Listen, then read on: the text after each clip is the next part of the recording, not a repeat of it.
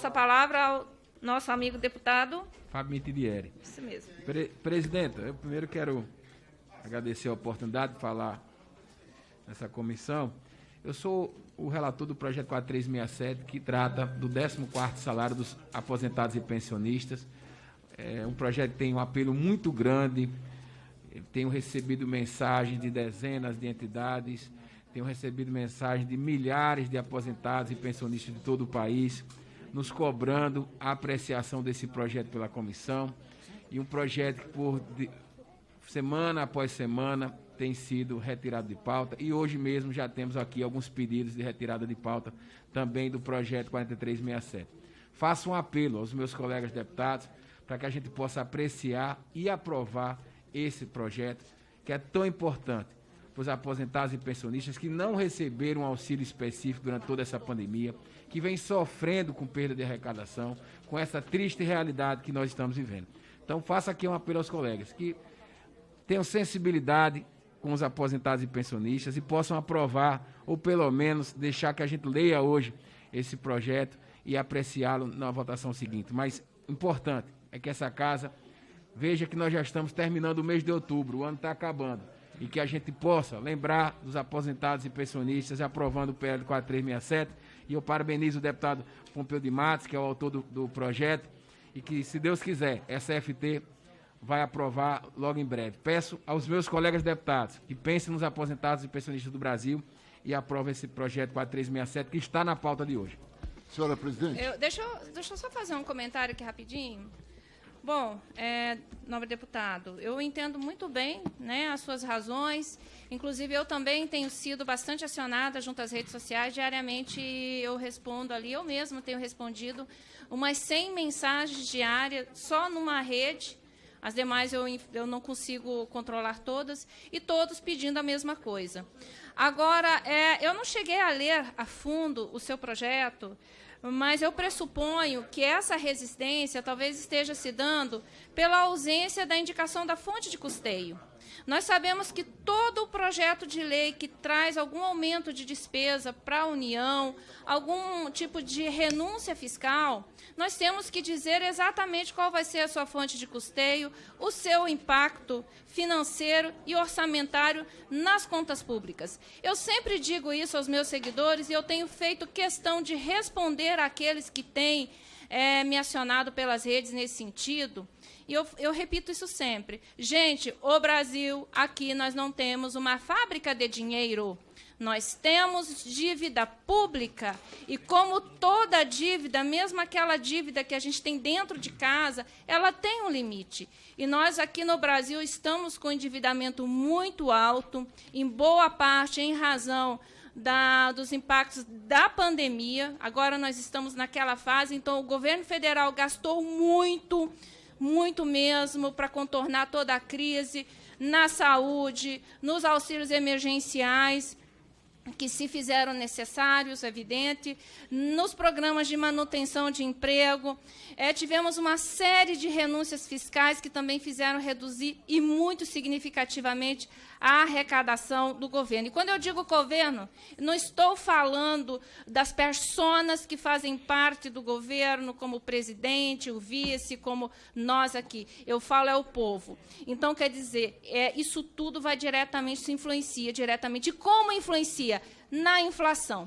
Né? Existe aquela regrinha bem antiga que todo mundo aqui já conhece, que quando o governo gasta mais do que arrecada, tem inflação. E quanto mais o governo gasta do que arrecada, maior o índice da inflação. E a inflação ela é altamente progressiva, prejudicial, principalmente para a população mais carente. Então, nós aqui temos que ter muito cuidado, porque, às vezes, um projeto de lei que hoje é um projeto de alto clamor popular, que é um projeto assim que poderia trazer uma solução imediata para um problema imediato, num prazo muito curto, pode ser uma desgraça, porque só faz aumentar a inflação, e a inflação alcança a todos. Então, a gente sempre pede uma compreensão muito grande dos nobres colegas, a gente sempre pede uma compreensão muito grande daqueles que nos seguem pelas redes sociais e nos pleiteiam a aprovação de um determinado projeto aqui dentro, porque tudo tem que ser feito com muito cuidado, porque senão aquela população que a gente visa beneficiar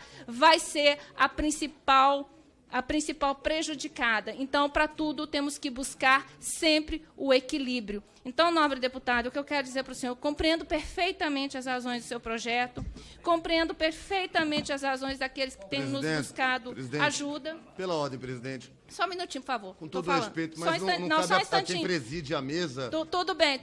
Mas opinião sobre projeto de parlamentar. Não é minha opinião sobre parlamentar. Quem vai decidir isso é a casa, senhora tem que fazer não sou isso eu. sentada aqui como parlamentar. Tudo bem, mas enquanto presidente, além de ser eu descortês, estou com a palavra. não é uma eu estou na minha prerrogativa porque estou presidindo essa mesa e tenho o tempo da minha palavra. Não estou criticando o projeto do nobre colega, muito pelo contrário, estou apenas fazendo aqui um juízo, mas que com certeza é o plenário quem vai decidir. Obrigada. Enio Verri, por favor, o senhor com a palavra. Presidente, antes de tudo, eu indago a mesa, com todo respeito a Vossa Excelência, que quando a Vossa Excelência for manifestar qualquer posição, diz o regimento, Vossa Excelência senta conosco aqui, outra pessoa substitui, Vossa Excelência manifesta-se e depois volta. Isso é um primeiro aspecto em respeito à ordem da casa. Então, indiferente da sua opinião, que tem que ser respeitada, seja ela qual for, porque aqui é a casa das diferenças. Mas usar o palanque natural que o seu cargo lhe permite, porque Vossa Excelência foi indicada pelo presidente, não é justo. Fora isso, o que eu gostaria de dizer é o seguinte. Primeiro, sobre o 467, que o nobre deputado defende, ele é um debate profundo numa comissão como a nossa, a Comissão de Finanças e Tributação. Agora, alternativas, caso a gente queira, é possível. Então, eu quero ficar no primeiro ponto. Se o nobre relator ele colocasse lá em aumentar 0,5% a contribuição social do lucro líquido dos bancos, se ele colocasse na proposta dele, já teria atingido as exigências da lei de diretrizes, da lei de responsabilidade e do regimento dessa casa. Bastava apenas ele colocasse de qual é a origem. Está aqui a origem. Ah, mas não passa. Não, meu papel é apresentar a origem, depois é outro assunto. Então, só isso já resolveria. Agora, a gente trabalhar com a lógica que 14º salário para aposentados resulta numa inflação, ela é uma análise, em minha opinião, ela tem um caminho só. Ela não faz uma análise da inflação como um todo. Por exemplo, nada aumenta mais a inflação hoje do que o PPI. À medida que o governo escolheu, ele escolheu, junto com o Paulo Guedes e o presidente, uma política de preço do combustível que segue a variação internacional e a variação do dólar, o combustível sobe todos os dias. Vamos chegar a R$10 muito em breve. Bem, não tem nada que causa mais inflação do que o combustível. Aumento de salário de pobre não causa inflação, porque o pobre, ele, no máximo, vai consumir, e consumindo ele vai retomar a produção no momento de crise. Nós temos um momento de crise gigantesca. Se o povo ganha mais, o povo ganhando mais vai comer, porque é só pobre mesmo, 90% é salário mínimo. A população vai comer melhor, retoma a economia, gera produção. É diferente da gente favorecer os mais ricos, porque aí sim você transforma tudo em mercado financeiro, em especulação, que eu tenho certeza que Vossa Excelência também não concorda, que é a posição de Vossa Excelência. Agora, a gente tem que entender isso. Nós temos que ter uma visão única. Se 14º salário de aposentado, que 93% é o salário mínimo, causa inflação, o que dizer da política de preços internacional que a Petrobras segue, acompanhando a variação cambial? Acontece o que está acontecendo aí. Esse mês que nós tivemos passado foi o maior índice de inflação nos últimos 20 anos. Esse ano, a inflação vai passar dos 10%. Ora, se aumenta os 10% da inflação, o que significa isso? Inflação é assim, se eu tenho mercadoria, a mercadoria vai subir de preço, eu ganho mais. Agora, se eu tenho salário, se tem inflação, eu ganho menos. Então, na verdade, a inflação ela é favorável a quem tem alguma mercadoria. Concluir? Não fui eu, não. Não, pode assumir. Eu sei, deputado, eu que estou fazendo uma brincadeira com Vossa Excelência. Desculpe, mas... Já estamos em discussão de mérito do projeto, não, presidente? Não, nós ainda nem iniciamos, nem quórum não iniciamos a deliberação por esse motivo, é que eu expus aqui minha opinião. Isso. E outro detalhe, eu não fui indicada pelo deputado Júlio César. Eu sou eleita vice-presidente aqui da... Indiferente a isso, deputada, maior mérito seu ainda. Você foi eleita. Você foi eleita porque eu votei também em Vossa Excelência. Mas apenas estou tratando da questão de onde fica. E, por fim, eu só quero encerrar sobre isso, sobre o que causa inflação. E quero encerrar dizendo que salário de aposentado não causa inflação em momentos de crise. Se fosse no momento de alta demanda, sim. Agora, não. Agora, variação do preço do petróleo, esse sim, causa muita inflação. Obrigado, presidente. Pela ordem, senhora presidente. Só para concluir. Não, já vai voltar. Só alertando aqui quem estiver nos assistindo que a reunião ainda não iniciou, né? Não temos quórum ainda, nós estamos numa fase de debates que, inclusive, eu entendo como super interessante. É aqui esse momento, quantas vezes a gente espera, né, deputado Enio, esse momento aqui para a gente poder discutir. Devolvo a palavra para o autor do projeto 4.000. Relator, por gentileza. Isso, eu quero só, Luiz Mano, para mais uma vez contestar um pouquinho. Primeiro, como foi dito o deputado Enio, o pobre ele não guarda dinheiro, não. O dinheiro que ele recebe, ele reinveste todo na economia e esse dinheiro circula na economia. Quando essa casa quer, ela acha os caminhos. Nós estamos estourando o teto mais uma vez. Agora, para aprovar o Renda Brasil. Nós estamos buscando o PEC do precatório para resolver o problema do governo, para botar o Renda Brasil, que muita gente está chamando de eleitoreiro, mas que é importante para as pessoas que mais precisam. Então, quando se quer, se acha o recurso. E o que nós estamos falando aqui é de recurso para quem mais precisa. É para pobre, é para aposentado, é para pensionista, para aquelas pessoas que querem e precisam botar a sua comida no prato e não receberam auxílio do governo federal. Então, todo tipo de justificativa é plausível. Todo tipo de discurso a gente entende porque é um direito democrático que Vossa Excelência tem e qualquer colega nessa casa tem. Agora, a verdade e a prática é que ninguém está olhando pelo lado dos aposentados. Porque tem discurso para todo tipo de situação aqui. Quando se quer aprovar um projeto nessa casa, se acha qualquer fonte de receita aqui. O deputado Enio acabou de colocar uma sugestão aqui. Então, o que eu faço apelo aos colegas deputados é que vamos priorizar quem mais precisa, porque a miséria chegou, a fome está aí, a gasolina está batendo R$10, a necessidade, o gás de cozinha custa 10% de um salário mínimo. A Petrobras tem uma política econômica que dolarizou tudo quando seus custos são 80% em reais. Mas ela não quer saber disso, porque os acionistas estão felizes. E o dono da Petrobras, que é o povo brasileiro, é dono de H, porque o Guedes já quer vender a Petrobras. Então, quando o Paulo Guedes quer e quando a equipe econômica quer, ela arranja caminho. E essa casa também sabe buscar os seus caminhos. Então, vamos aprovar esse projeto e eu faço um apelo aqui aos colegas deputados para pensar em quem mais precisa, que são os aposentados e pensionistas desse país. Pela ordem, senhor presidente, eu gostaria de dar a palavra um minutinho, porque, afinal de contas, nós estamos... Posso dar preferência para quem está inscrito? Sim, então não coloca o meu nome aí, que eu sou autor do projeto de retirada de pauta. Foi antecipada a discussão de mérito, eu acho que vale a pena. Não estamos no mérito ainda, não. Não, mas de forma informal. Tá. Mas coloca o meu nome, então. Coloca aqui. Deixa eu só abrir para o deputado Elias Vaz. Senão não fica um debate, fica um monólogo. Só não, tem um lado falando e aí fica parecendo que o governo é malvado. Não, perfeito. E que os super-heróis defensores dos pobres estão aqui contra um governo malvado. Tá, tudo bem. E a gente tem que vencer essa narrativa aqui. Eu estou inscrevendo o senhor, aí eu vou passar a palavra do deputado Elias, que já estava inscrito. Perfeito. Senão vão dizer que eu sou injusta. Aí já passo para o senhor, tá bom? Ok. Presidente, muito obrigado. Presidente, assim, olha, eu também acho importante manifestar sobre esse tema, até porque também estou sendo questionado, como Vossa Excelência, nas redes sociais. O pessoal tem, de forma democrática, né, acho que isso faz parte da democracia, que a população, de uma forma geral, cobre uma posição dos seus representantes.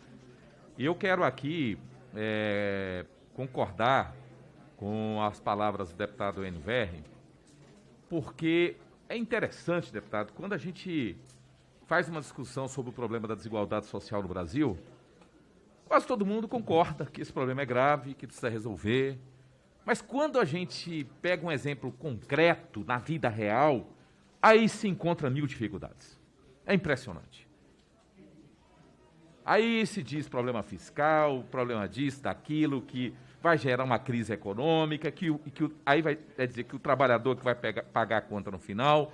Quer dizer, se arruma tanto discurso para continuar as coisas como estão. O deputado Enio Verri deu apenas um exemplo aqui, mas nós podemos ter muitos, né?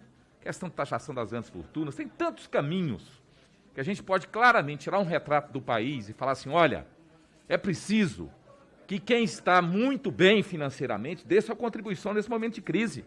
E a gente precisa ajudar essas pessoas que estão na base da pirâmide. Nós estamos falando aqui de boa parte aqui, quer dizer, que foi colocado, é de gente que ganha um salário mínimo. Então, quer dizer, dar um 14º salário, quer dizer, isso é uma situação assim, que eu acho que é importantíssimo a gente colocar isso como uma contribuição que o país está dando para a gente superar essa dificuldade que a gente está vivendo. Então, caminhos, deputado Luiz Miranda, a gente tem que encontrar.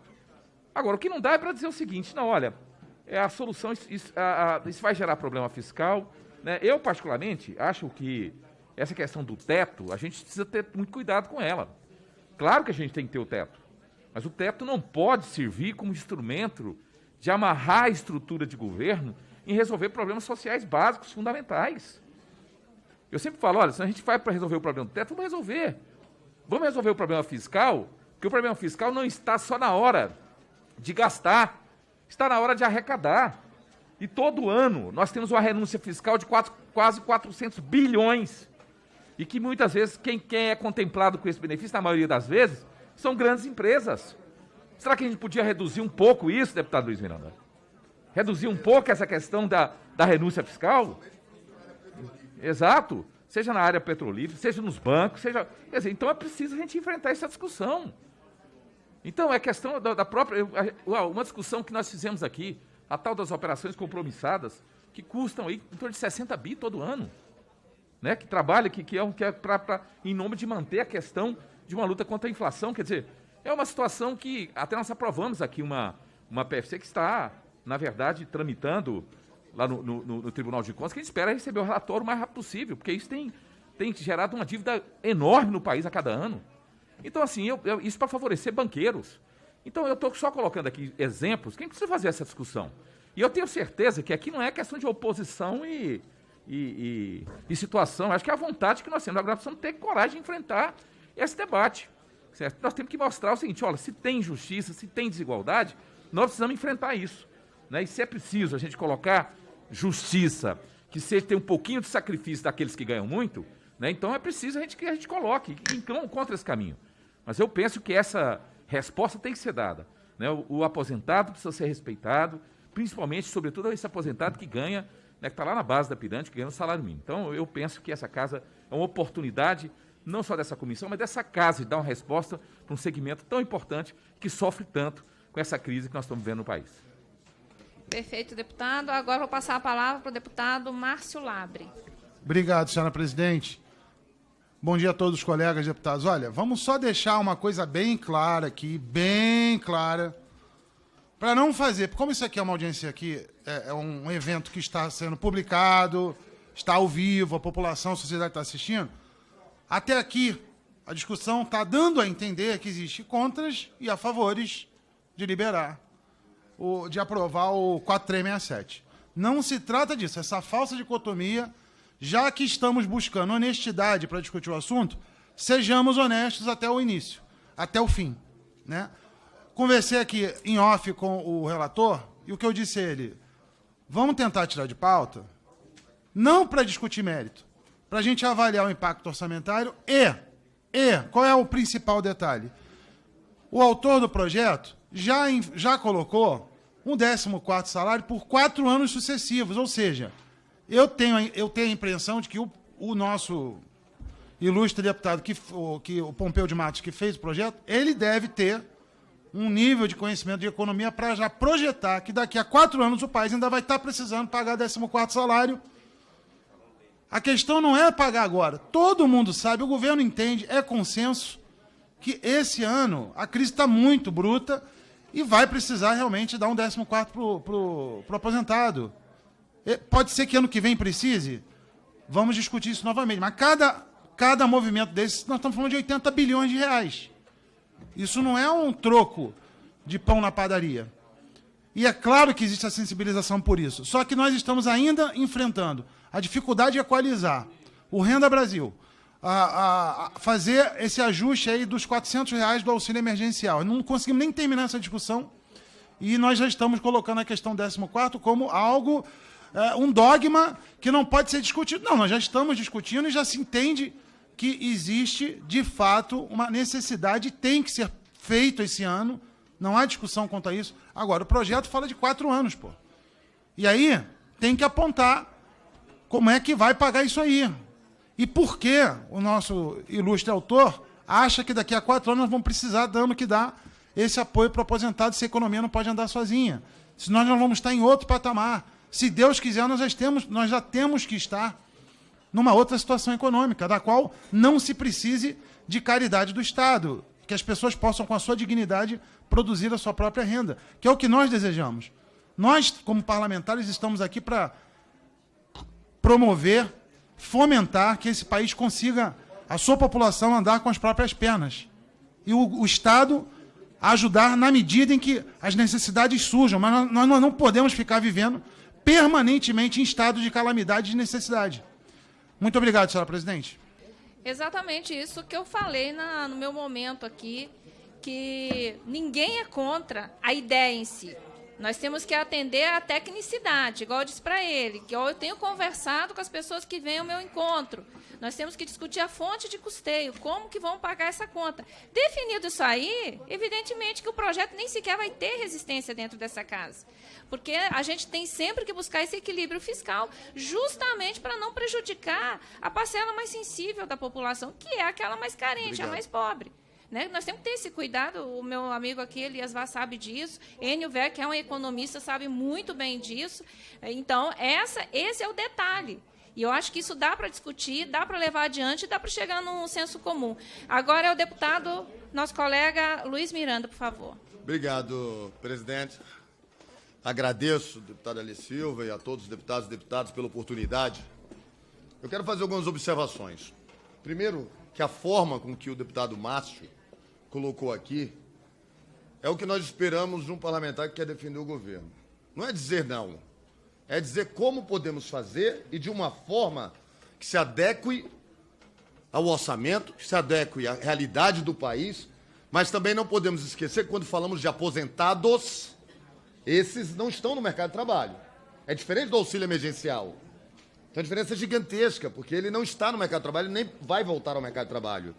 E você tem uma inflação de 30% real hoje no supermercado, em alguns locais até maior. O poder de compra desse aposentado, aquele que vive no limite, ele não conseguiu pagar suas contas certamente.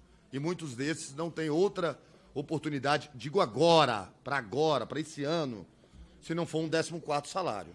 Então fica difícil não apoiar, mas também fica difícil apoiar por um ad eterno sem você ter fontes de custeio, como muito bem colocado pelo deputado Márcio. Então aqui, e acho que o Enio, o Eli, a Alê, todos concordam que a gente tem capacidade e condições de criar a solução nessa comissão, inclusive apontando uma fonte de custeio que seja para esse ano.